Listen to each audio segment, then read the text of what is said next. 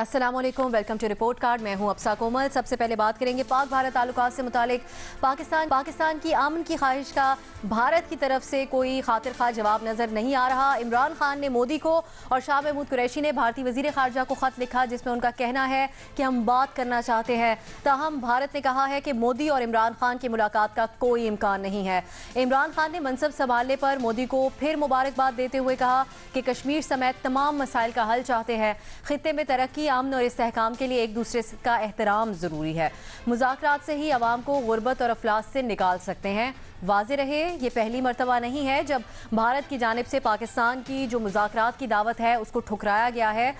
खुद वज़ीर आज़म इमरान खान ने मोदी को मुबारकबाद दी, मुज़ाकरात की पेशकश की, तीसरा खत लिखा है जिसका जवाब ना की सूरत में आया है भारत की तरफ से। भारतीय हठधर्मी और जारहानापन का अंदाज़ा इस बात से भी लगाया जा सकता है कि मोदी की तकरीब हलफ बर्दारी में पाकिस्तानी वज़ीर आज़म को मदऊ नहीं किया गया। तो क्या भारत के बार बार इनकार के बावजूद मुज़ाकरात पे इसरार करना चाहिए या मुज़ाकरात की दावत देकर पाकिस्तान को भारत की जानिब से मुस्बत जवाब का इंतजार करना चाहिए? इसी सारे मामले पर हमारा सवाल होगा अपने पैनल से। सवाल इस तरह से है, इमरान खान का मोदी को मुज़ाकरात के लिए तीसरा खत। भारत ने शंघाई ताउन तंजीम के इजलास में इमरान मोदी मुलाकात का इम्कान मुस्तरद कर दिया। भारत के इस रवैये के बाद क्या पाकिस्तान को मुज़ाकरात पर इसरार करना चाहिए, हाँ या नहीं? सबसे पहले हम चलेंगे मज़हर अब्बास साहब की तरफ। मज़हर साहब, अब पाकिस्तान का रवैया क्या होना चाहिए इस मामले पर?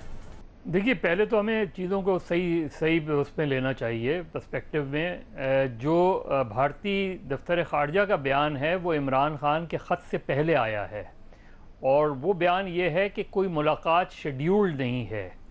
इसमें और मुज़ाकरात से इनकार में, दोनों में फ़र्क है और वो वाकई वहाँ जो बातचीत है वो कोई शेड्यूल्ड नहीं है। हो सकता है कि साइड लाइन में बातचीत हो जाए, इस चीज़ का इम्कान हम नज़रअंदाज इसको बिल्कुल रद्द नहीं कर सकते।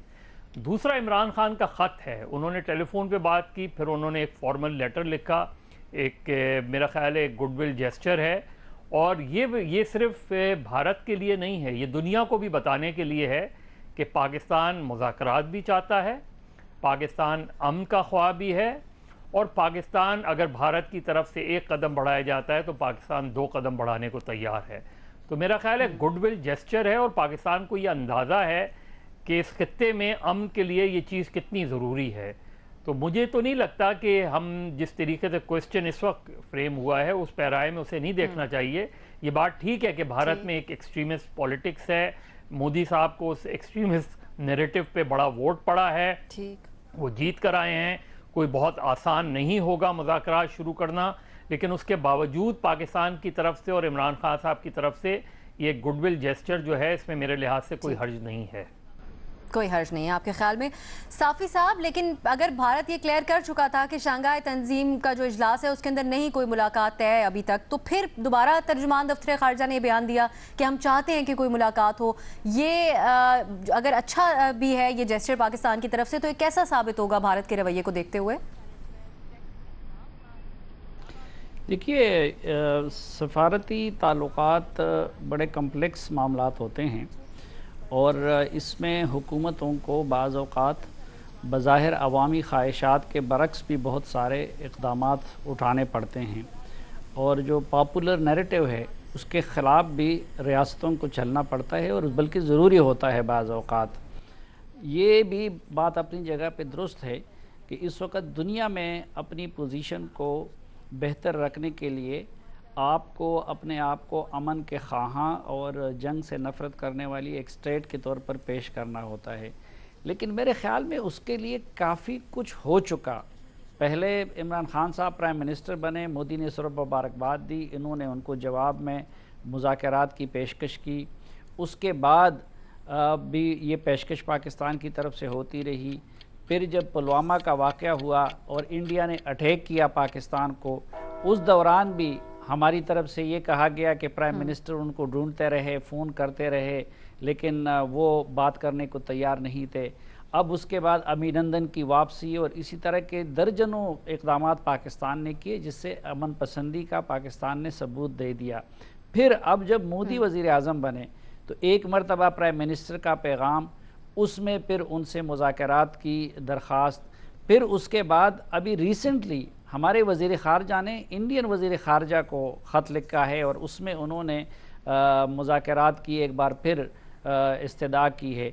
तो मेरे ख़्याल में अब बहुत हो गया। उसके बाद प्राइम मिनिस्टर का अब चंद महीने में एक मुल्क के प्राइम मिनिस्टर की तरफ से और उधर से मुसलसल इनकार, उधर से मुसलसल गुरूर, और फिर अगर ख़ुद हमारे प्राइम मिनिस्टर और उनकी पार्टी सिर्फ आज से 1 साल पहले के अपने मौक़िफ़ को देखे कि इंडिया के साथ मुज़ाकरात के बारे में वो कितनी सख्ती का मुज़ाहरा करते रहे, तो ठीक है, अमन पसंदी का मुज़ाहरा भी करना चाहिए, ताल्लुकात बेहतर बनाने की कोशिश भी, लेकिन कोई शर्म भी होती है और कोई हया भी होती है रियासतों के मामलात में और इंडियन जैसे ममालिक के मामलात में। फिर आपकी अपनी एक इज़्ज़त नफ्स और कौमी अना का भी ख्याल रखना चाहिए।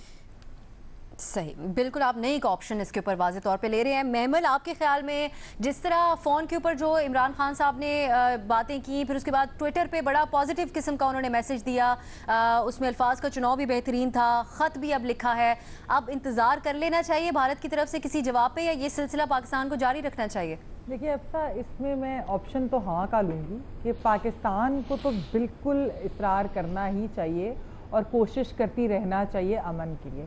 लेकिन ये मैं आपको बता दूं कि भारत की जानिब से अभी कोई उनका मूड नहीं हो, कि मेरी भारतीय सहाफ़ियों से बात भी होती रहती है रेगुलरली, वो कहते हैं कि वहाँ पर कोई ऐसा मूड नहीं है। ये जो नए उनके फॉरेन मिनिस्टर भी आए हैं जयशंकर, उन्होंने भी कोई इस तरह की बातें की कि पाकिस्तान की प्लेइंग गेम्स विद अस, और अब हमें उनकी चीज़ें समझ आना शुरू होगी, उनकी गेम्स, तो वो कोई ख़ास पाकिस्तान की तरफ खुलकर नहीं आना चाहते। दूसरी चीज़ इसके अंदर ये कि देखिए, जहाँ तक ये SCO पे मीटिंग की बात है, स्केड्यूल्ड मीटिंग बिल्कुल नहीं होगी अभी तक फिलहाल जो भारत की जानिब से आ रहा है। ये हो सकता है कि कोई चाय पे मुलाकात, कॉरिडोर में हैंडशेक, कोई जिस तरह एक दफ़ा मियां साहब के साथ भी तस्वीर थी ना कहीं कॉरिडोर में बैठे हुए, उस टाइप की कोई चीज़ हो सकती है, लेकिन एक प्लान मीटिंग जिस तरह होती है या कोई सीक्रेट मीटिंग अभी तक कोई इंडिकेशन नहीं है। और दूसरी एक बात उसकी वजह ये भी है कि FATF भी इसी महीने है उनकी मीटिंग, ये प्रेशर रखना चाहते हैं पाकिस्तान के ऊपर इंडिया जो है इस वक्त मोदी की गवर्नमेंट है। देखिए, ये मत भूलिए कि ये पोस्ट पुलवामा के अटैक से इन्हें बड़ा फ़ायदा हुआ, बालाकोट की स्ट्राइक, हालांकि अभिनंदन पकड़ा गया था, लेकिन इंडिया के अंदर मोदी को इसका बड़ा फायदा हुआ कि उन्हें लगा कि कोई जवाब देने वाला है, उनके अवाम को लगा। तो मोदी अभी एकदम से फौरन उस तरह पीस करेंगे भी नहीं पाकिस्तान के साथ, क्योंकि वो बड़े एक हार्ड लाइन लेकर आए हैं। पाकिस्तान को फिर भी कोशिश करनी चाहिए खित्ते में अमन के लिए, लेकिन यह कि भारत से अभी मेरे ख्याल में कोई गुडविल जेस्चर नहीं होगा फिलहाल। बिल्कुल हाँ का ऑप्शन आप ले रही हैं। न्यायी साहब, जैसे मय साहब भी बात कर रहे थे कि आलमी सतह पर पाकिस्तान का जो इमेज था वो अमन की दावत देना पाकिस्तान के लिए ज़रूरी है, यही रवैया रहना चाहिए। आप क्या इस बात से इत्तेफाक करते हैं या फिर आपके ख्याल में पॉलिसी बदलने की ज़रूरत है? बिल्कुल ज़रूरी नहीं है, बड़ी गंभीर मजबूरी है। पाकिस्तान जो दे रहा है, पाकिस्तान ने अपने आप को जिस तरीके से पोजीशन करवा लिया है, पाकिस्तान में चॉइसेस ही नहीं है। देखें, ये मंजर साहब ने पहले जो फरमाया बिल्कुल सही फरमाया है कि जो उनका जवाब आया है वो ख़त से पहले आया है। ख़तों को तो उन्होंने दरखुर इतना समझा ही नहीं है। वो तो चाहे शाह महमूद कुरैशी साहब ने अपने हम मनसब को लिखा है या इमरान खान साहब ने परसों या कल जो ख़त लिखे हैं, दोनों ने ऊपर नीचे, दोनों को उन्होंने कोई दरखुर इतना नहीं समझा।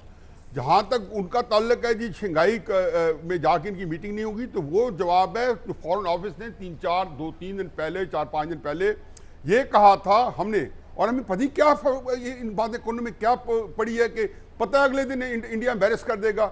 उसके उन्होंने कहा था कि वहाँ पे साइड पे इनकी मुलाकात होने का इम्कान है। उन्होंने जब तुरंत जवाब दिया कि कोई इम्कान नहीं है।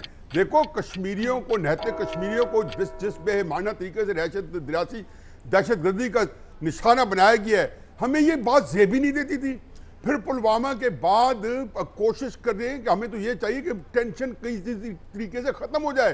दोस्ती तो दूसरे ज़माने में आती है कि जी हम कल शाह महमूद कुरैशी साहब कल फरमा रहे थे कि हम हर चीज़ में मुज़ाकरात करने पर तैयार हैं, यानी कि जैसे कि उन्होंने आपके पास कुछ चॉइस दी हुई है। वो तो सिर्फ यही कह रहे हैं कि सिर्फ दहशतगर्दी के ऊपर आप मुज़ाकरात करें, जो आप यही सिग्नल दे रहे हैं, हम उस पर करने पर तैयार हैं। लेकिन खुदा के वास्ते जो टेंशन है, जो उन्होंने जानबूझ के, जैसे महमूद ने कहा, वो पैदा की, उसका फायदा उठाया, उससे वो टेंशन तो डिफ्यूज हो। वो तो दूसरा मरला आएगा कि मैं और आप मुज़ाकरात मिलकर अब तब करेंगे जब मेरे और आपके दरमियान में जो कायम टेंशन है वो किसी तरीके से तहलील हो जाए या डिफ्यूज हो जाए। वो नहीं हो रही। बाकी जो है कि आखिरी फिक्र है कि फ़ौज पाकिस्तान ने पुलवामा के ऊपर जो अपनी धाक बिठाई थी पूरी दुनिया में, ये हुकूमत जो है अपने मिन्नत तरलों से उस धाक को हम तहलील करते जा रहे हैं। हम भारत के सामने खामखा बेइज्जत हो रहे हैं। मुझे समझ नहीं आई वो क्या प्रॉब्लम है इसका। बिल्कुल, आप इसके ऊपर नई का ऑप्शन ले रहे हैं। न्यायी साहब, हमारा पैनल इसके ऊपर डिवाइडेड है। न्यायी साहब और साफ़ी साहब समझते हैं कि इसरार पाकिस्तान को अब नहीं करना चाहिए मुज़ाकरात पे। न्यायी साहब समझते हैं वक्त भी इसका ये ठीक नहीं है। महमल और मज़हर साहब वाज़े तौर पे समझते हैं कि पाकिस्तान को ये कोशिशें जारी रखनी चाहिए। एक और अहम मामला है, शहबाज शरीफ वतन वापस आ रहे हैं, ईद गुजर चुकी है, क्या सूरत हाल बनने वाली है? हुकूमत के खिलाफ इत्तेहाद की, एहतजाज की बात करेंगे एक ब्रेक के बाद।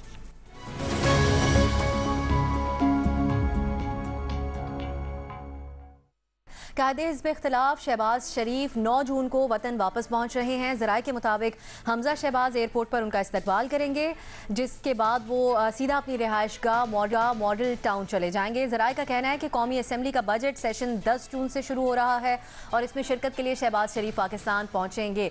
अगले ही रोज़ लाहौर से वो इस्लामाबाद रवाना हो जाएंगे इसमें शिरकत के लिए। शहबाज शरीफ की वापसी पर रद्द-ए-अमल देते हुए मुशीर इत्तलात फिरदौस आशिक अवान ने कहा है कि उम्मीद है शहबाज शरीफ बेटे और दामाद को साथ लेके आएंगे। शहबाज शरीफ को मुखातिब करते हुए उनका कहना था कि कानून आपकी आमद का मुंतजिर है। याद रहे, ऑपोजिशन ईद के बाद हुकूमत मुखालिफ तहरीक का ऐलान कर चुकी है, तो क्या शहबाज शरीफ की आमद से इस तहरीक को फ़ायदा होगा? इसी पर हम गुफ्तगू करेंगे अपने पैनल। इस तरह से है, डॉक्टर्स का मशवरा नज़रअंदाज, शहबाज शरीफ कल पाकिस्तान पहुँचेंगे। उम्मीद है शहबाज शरीफ बेटे और दामाद को साथ लेके आएंगे। फिरदौस आशिक अवान, क्या शहबाज शरीफ की वापसी से हुकूमत मुखालिफ इत्तेहाद मजबूत होगा, हाँ या नहीं? सबसे पहले सलीम साफ़ी साहब की तरफ जाएंगे। साफ़ी साहब, आप क्या देख रहे हैं शहबाज शरीफ की वापसी के बाद इस इत्तेहाद की सूरत हाल? देखिए, मेरे ख्याल में उनकी वापसी से मुस्लिम लीग नून तो मजबूत होगा, लेकिन इत्तेहाद जो अपोजिशन जमातों का है वो मजबूत तो नहीं हो सकता, कमज़ोर हो सकता है। वजह उसकी ये है कि मियाँ शहबाज शरीफ अगर बाहर रहते तो मुस्लिम लीग नून वालों के लिए एक और ताना होता कि देखिए तुम्हारे लीडर जो इस वक्त सदर भी हैं वो मुल्क के अंदर नहीं आ सकते। दूसरा, वो जो अपनी पार्टी के लिए कुछ गुडविल क्रिएट करते रहते हैं और उसके लिए कोशिशें करते हैं, तो ज़ाहिरी बात है उनके बैरून मुल्क होने से वो कोशिशें भी ना होती और मुस्लिम लीग नून की आजमाइशें और भी बड़ी रहती, क्योंकि उनकी अदम मौजूदगी में मुकम्मल तौर पर मरीम नवाज़ ही का बयानिया चलता।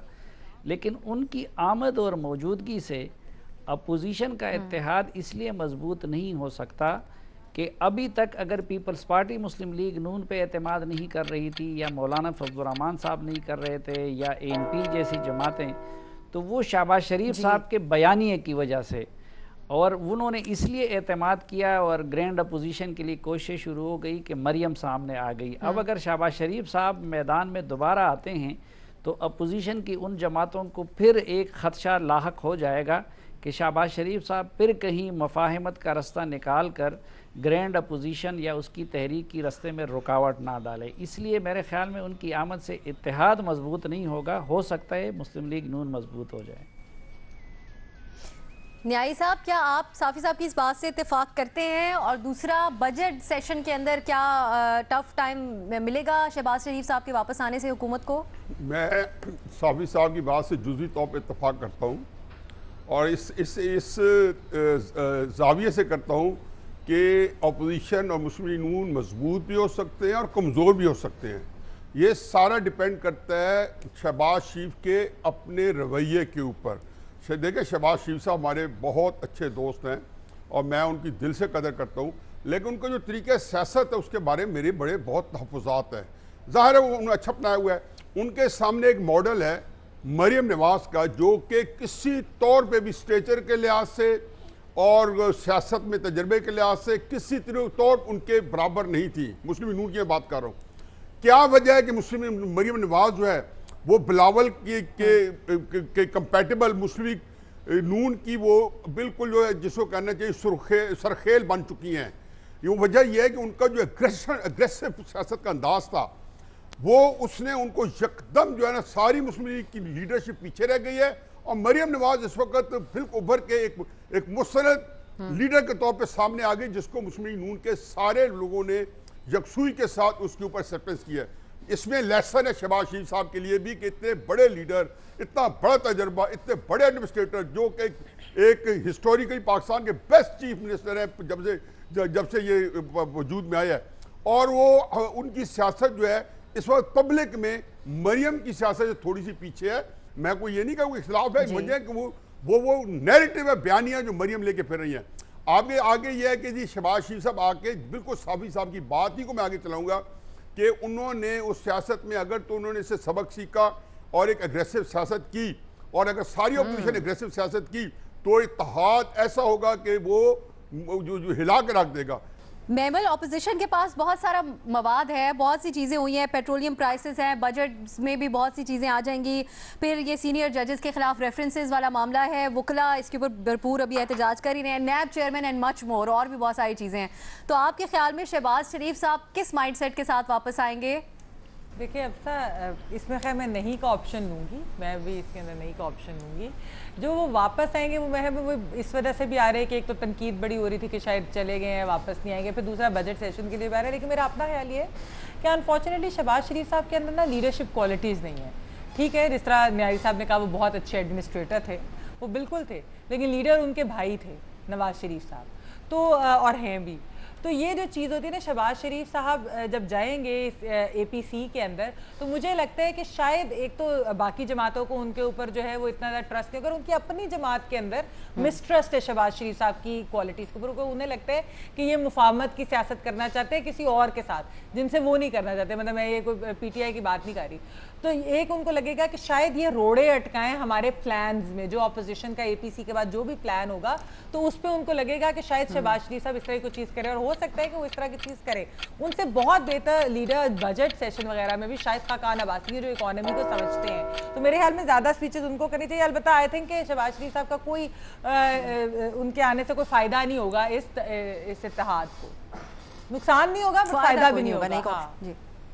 ठीक, दोनों नहीं होंगे। मदद साहब, आपके ख्याल में कहीं जो खदशा जाहिर किया जा रहा है हमारे पैनल में, रोड़े तो नहीं अटकाएंगे शहबाज शरीफ साहब, मुफाहमत की बात तो नहीं करेंगे, कैसे साबित होगी उनकी वापसी? देखिए, सबसे पहले तो मेरा ख्याल है वफाकी वज़ीर इत्तलात को कल एयरपोर्ट पे उनका इस्तकबाल करना चाहिए, क्योंकि उनको सबसे ज़्यादा फिक्र थी कि शहबाज शरीफ वापस नहीं आ रहे। दूसरे ये कि ये बात अपनी जगह मेरा ख्याल है एतराफ़ भी करना चाहिए कि शरीफ ने अपने नाक़दीन को इस लिहाज से तो गलत साबित किया कि नवाज़ शरीफ साहब के बारे में कहा जा रहा था वो जब गए थे कि वापस नहीं आएंगे, फिर ये कहा जा रहा था कि वो NRO करके मुल्क से चले जाएंगे, फिर ये कहा गया कि शहबाज शरीफ वापस नहीं आएंगे।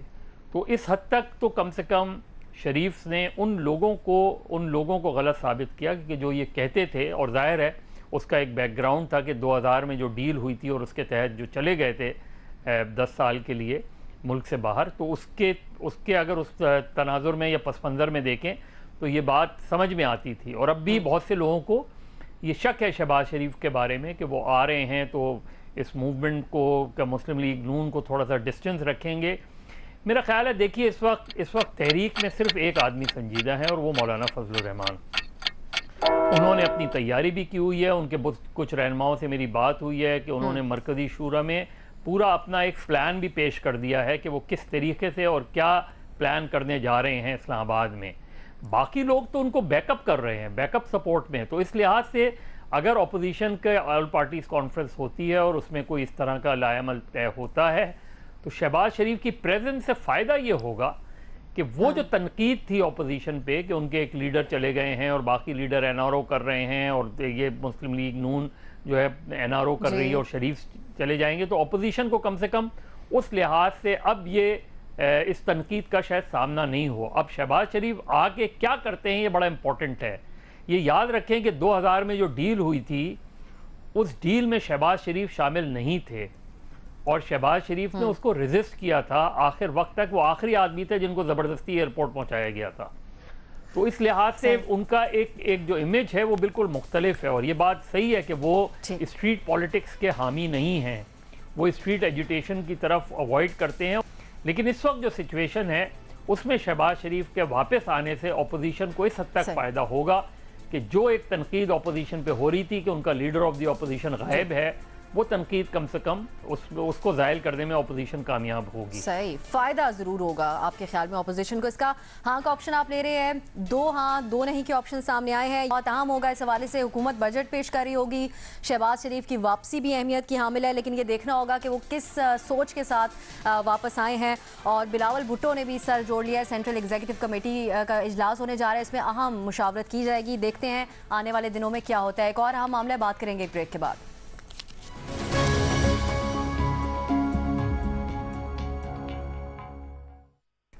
पीटीआई की सूबाई हुकूमत की जानिब से Punjab commission on the status of women की चेयरपर्सन फौजिया वक्कार की बरतरफी पर पीटीआई की हुकूमत को शदीद तनकीद का सामना है। सोशल मीडिया पर पीटीआई की हुकूमत के खिलाफ एक मुहिम शुरू हो गई है और फौजिया वक्कार की बहाली का मुतालबा किया जा रहा है। खवातीन के हकूक और खवातीन की बेहतरी के लिए ज़बरदस्त काम करने पर फौजिया वक्कार की खदमात को सराहा जा रहा है और उनके काम को शानदार करार देते हुए उनकी फौरी वापसी और बहाली का मुतालबा इस वक्त शिद्दत इख्तियार कर चुका है। ज्यादातर माहिरीन का ख्याल है कि फौजिया वकार को सियासी बुनियादों पर हटाया गया है। जराए के मुताबिक फौजिया वकार की जगह पैसे के बगैर रजाकाराना तौर पर काम करने वाले की शख्सियत का तकर्रुर हुकूमत करना चाहती है, इसीलिए फौजिया वकार को उनकी मुद्दत मुकम्मल होने से पहले ही बरतरफ कर दिया गया है। हुकूमत की जानिब से इस बरतरफी को सियासी और समाजी शख्सियात की जानिब से तनकीद का निशाना बनाने का सिलसिला जारी है। इसी पर हम गुफ्तगू करेंगे अपने पैनल से। सवाल इस तरह से है, खवातीन कमीशन की चेयरपर्सन को हटा दिया गया, हुकूमत की जानिब से तैनात नया चेयरपर्सन पैसे के बिना काम करेगा। जराए, क्या हुकूमत की ये तरकीब काम आएगी, हाँ या नहीं? सबसे पहले मैमल की तरफ जाएंगे। मैमल, आपके ख्याल में इसके पीछे क्या मंतक हो सकती है कि एक मुख्तसर वक्त में इतना नुमायां तौर पे काम करने वाली शख्सियत, उनको हटा के हुकूमत कह रही है कोई ऐसा शख्स आए जो बगैर मुआवजे के काम करे? कैसा ये साबित होगा?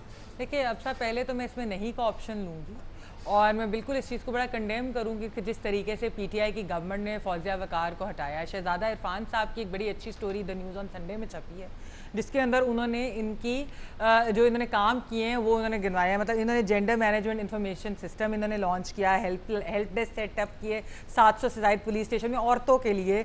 इन्होंने विमेन हेल्पलाइन बनाई जो ताकि अगर खवातीन को कोई मसाइल है तो वो उस पर कॉल कर सकें।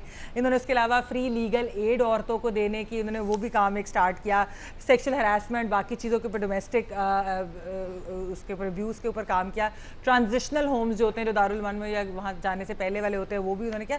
तो बेसिकली फौजिया वकार ने बेतहाशा काम औरतों के लिए किया, उनकी बड़ी ये प्रायोरिटी थी ये सारे काम करना। पीटीआई ने बगैर किसी रीज़न के, और वैसे बाय द वे ये इलीगल है जिस तरीके से उन्होंने हटाया, ये अनलॉफुल है। अब इसको किसी को चैलेंज करना चाहिए क्योंकि जो लॉ हैं इसके कमीशन के, उसके मुताबिक इन्हें इस तरह से हटाया नहीं जा सकता था। मुझे ये लगता है कि पीटीआई की प्रेफरेंस और प्रायोरिटी नहीं है औरतों का काम। जहां तक आपके सवाल की बात है कि पैसे के बगैर, देखिए ये एक कंपेटिटिव दुनिया है। यहाँ पर फौजिया वकार ने जो नौकरी और अपना काम गिव अप करके अगर इधर आई है, जाहिर बात है उस जितने तो उन्हें पैसे वैसे भी नहीं मिल रहे, उससे कम, बहुत कम मिल रहे होंगे, फिर भी ये उनका बड़ापन है कि वो गवर्नमेंट के लिए और औरतों के लिए इतना ज्यादा काम करी थी। अब बिल्कुल क्या आप मुफ्त में बिठा लें किसी कंपेटिटिव इंसान को काम करने वाली?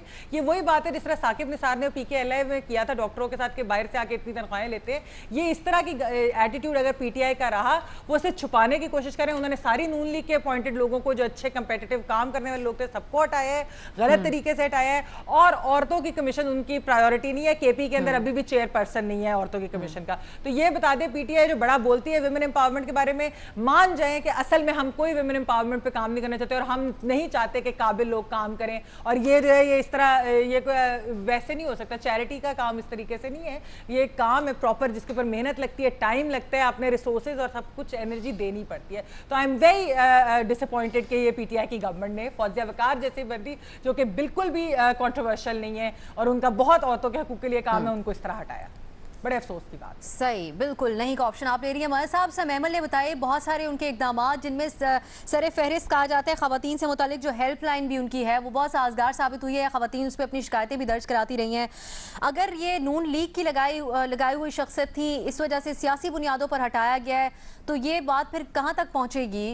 ऐसे इदारे तो वैसे भी कम हैं जो इस तरीके से काम कर रहे हैं पाकिस्तान में, ख़ास तौर पर खवातीन के लिए।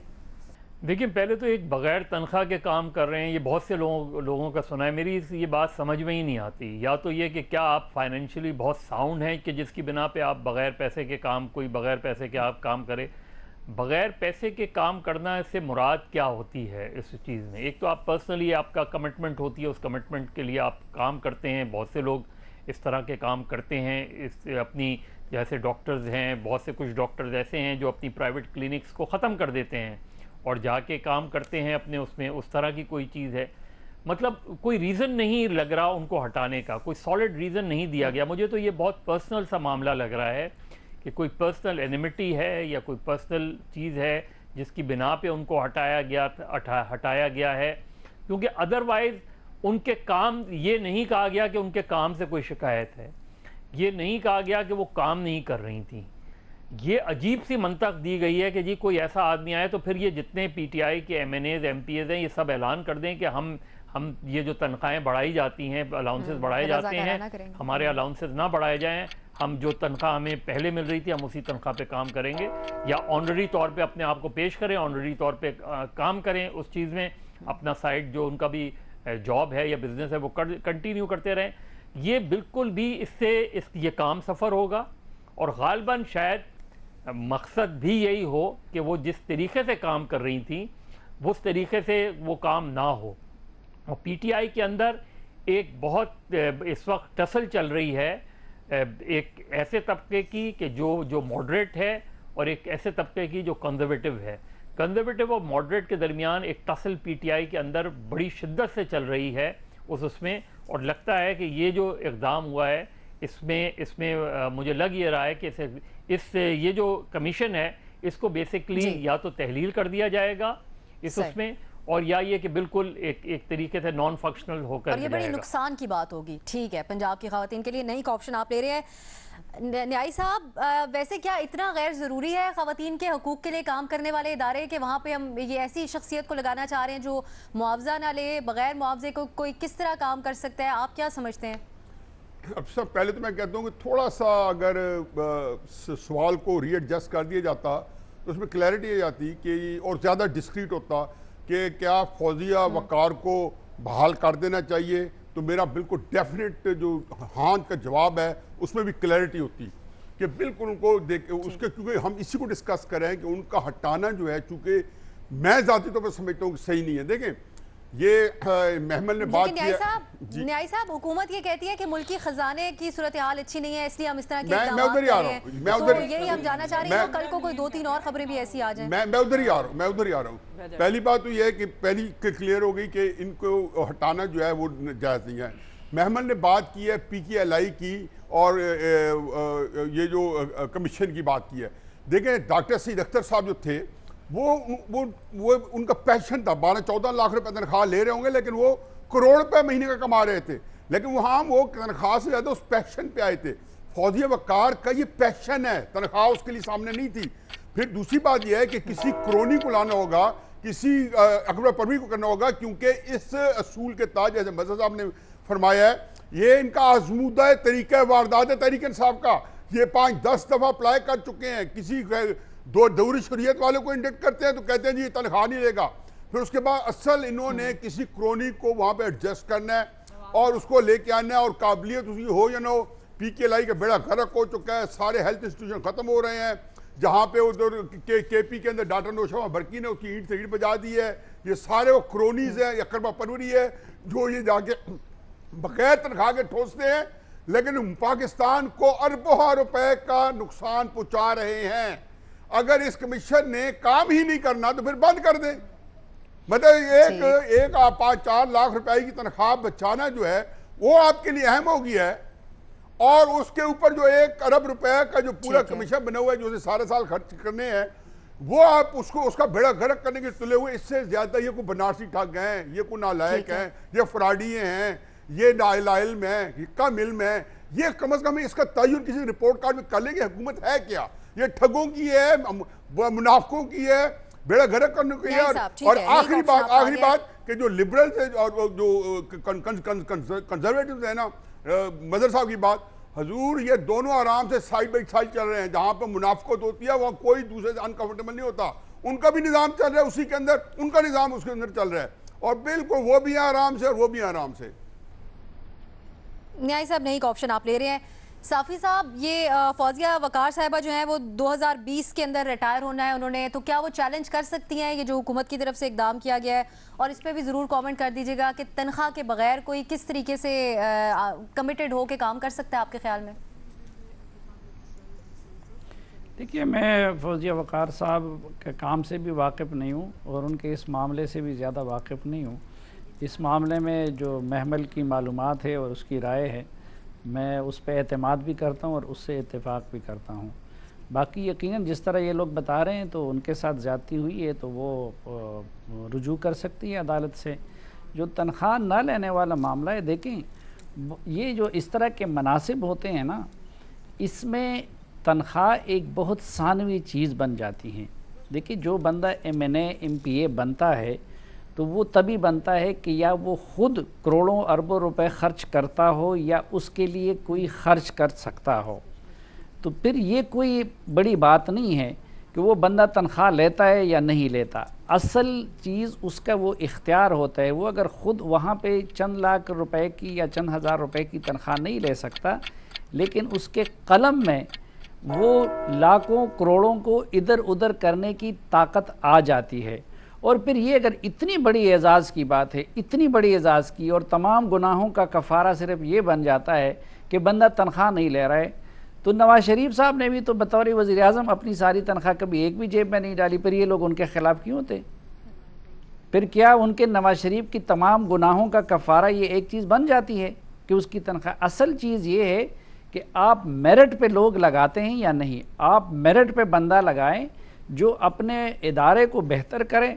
बेशक वो तनख्वाह ले, हुकूमती मामलात में ये तनख्वाह, ये गाड़ी, ये बड़ी ज़िमनी और छोटी चीज़ें बन जाती हैं। अब एक बंदा खुद फाकों से मरता रहे, वो रोज़ाना नवाफिल पढ़ता रहे, लेकिन अगर जिस चीज़ का आपने इंचार्ज बना दिया है उसके लिए वो अहल नहीं है और उसका बेड़ा गर्क कर दिया, तो उसके उन फाकों का और उनकी उस अज़मत का हमें क्या फ़ायदा? एक दूसरे बंदे की अगर ठीक है वो तनख्वाह भी ले, अपने मराहत भी ले। और मैं बार बार ये मिसाल देता हूँ कि देखें, तुर्की के सदर बड़े लेविश ज़िंदगी गुजारते हैं। उन्होंने अभी जो महल बनाया बड़ा ठीक ठाक है, लेकिन वो अपने अवाम को डिलीवर कर रहा है। आप रूस के प्रेसिडेंट को देखें, पुतिन को, उनकी ज़िंदगी जो है उसकी लेविश होने की पूरी दुनिया में मिसालें दी जाती हैं। तो असल काम ये नहीं होता, ये नुमाइशी चीज़ों पे आप वक्त गुजारते हैं। एक वज़ीर ख़जाना खुद तनख्वाह ना ले, लेकिन अगर वो मुल्क की मईशत का बेड़ा गर्क करे तो मुझे उसके तनख्वाह न लेने का क्या फ़ायदा? वो तनख्वाह ले, तो डबल ले, लेकिन इस मुल्क की मईशत को बेहतर बना दे, मैं उसको सलाम करूँगा। ठीक है, बिल्कुल आप नई ऑप्शन ले रहे हैं। महमल आपकी तरफ ही आ रहे हैं, ठीक, आप अपना कमेंट कर दीजिए। मैं सिर्फ छोटी सी चीज़ ऐड करना चाहती हूँ कि जो मैंने PKLI की एग्जांपल दी थी ना, वो यही थी कि देखिए उनके जो हेड थे बाहर वो बड़ी अच्छी तनख्वाह पे थे, इधर आकर उन्होंने पब्लिक सेक्टर में काम किया सिर्फ इसलिए कि उनका पैशन था। फौजिया वकार साहबा का भी ये कि प्राइवेट सेक्टर में she was making much more, public sector में आकर ये सारा काम करना, कम से कम कुछ तो मिलना चाहिए ना। देखिए, आपको ईदी सेंटर या आप SOS फाउंडेशन या आप इस तरह की किसी चैरिटी के ऑर्गेनाइजेशन के लिए काम नहीं करे जहां आप वॉलंटरी वर्क करते हैं। गवर्नमेंट का काम है और इसमें 24 घंटे का काम होता है, बहुत ज्यादा इन्होंने काम करना होता है। और ऐसा नहीं है कि उनको प्राइवेट सेक्टर में पैसा नहीं मिल रहा था, उधर कोई कमी नहीं थी, बहुत काबिल होगा यहाँ पे जितने उन्होंने प्रोजेक्ट शुरू किए हैं। महमल, इस पे आपके ख्याल में आखिरी कमेंट इस पे कर दीजिएगा। 52% पंजाब के अंदर ख़वातीन हैं, उनके मसाइल भी उतने ही ज़्यादा हैं, तो आपके ख्याल में फिर क्या समझा जाए ये जो इक़दाम है हुकूमत का कि औरतों की कोई संजीदा नहीं लिया जाता उनके मसाइल को, या फिर ये महज सिर्फ सियासी इख्तिलाफ की वजह से है, या फिर दोनों? देखें, अब से ये दोनों है। पहली चीज़ ये कि ये शहजादा इरफान साहब की रिपोर्ट में उन्होंने लिखा है कि 2017-18 का जो बजट था उसमें 120 मिलियन दिए गए इस इदारे को, और 2018-19 में इसके बजट को कट करके PTI गवर्नमेंट ने 15 मिलियन कर दिया। एक कहाँ 120, कहाँ 15। तो ये दोनों चीज़ें दिखाता है, एक तो प्रायोरिटी उनका बिल्कुल औरतों के हकूक बिल्कुल उनकी प्रायोरिटी है ही नहीं। दूसरा, उनको कोई एक पर्सनल चीज़ है कि जो मियाँ शहबाज शरीफ या नवाज शरीफ गवर्नमेंट ने जो लोग लगाए हैं हम सबको हटा दें। और फिर वाकई वही जो न्याय साहब वाली बात है कि हम अपने जो क्रोनीज है ना, हम अपने लोगों को नवाजें, ये नहीं होता। देखिए, जो बंदा काम कर सकता है उसको काम करने दो, डजेंट मैटर किसने लगाया। वो कोई पोलिटिकल एफिलिएशन की वजह से तो फौजिया वकार साहब आई नहीं थी, काम की वजह से आई थी, मेरिट की वजह से आई थी। ये PTI गवर्नमेंट हर चीज़ पर्सनल और पेटी कर देती है, बहुत डिसअपॉइंटिंग है ये गवर्नमेंट। कैसे चलेगा अगर सियासी बुनियादों पर अच्छा काम करने वालों को भी हटाया जाता रहे? तमाम पूरा पैनल इस पे मुत्तफिक है, नहीं का ऑप्शन लिया है तमाम हमारे तजियाकारों ने। इजाज़त दीजिए नाजरीन, खुदा हाफिज़।